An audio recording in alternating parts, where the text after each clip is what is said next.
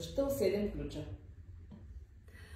Избрах 7 ключа, защото тук са преподавателите, които харесвам и обичам. По същия начин, по който не мога да живея повече без сористопедията, аз повече не мога да живея без тези хора. Съдба. Най-вече ценностите и философията, които изповядва къщата. Това е моят голям късмет. Просто така. И те ме избрахме, и аз тях. За което съм много благодарна. Защото атмосферата е много приятелска, учителите са истински професионалисти и самото място е доста уютно и го чувстваш като дом. Бях го чула от познат на познат и реших да му дам шанс и сега всъщност с голямо удоволствие бих предала тази щафета напред.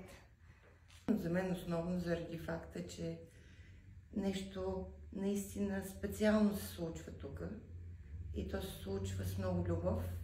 Това е достатъчно.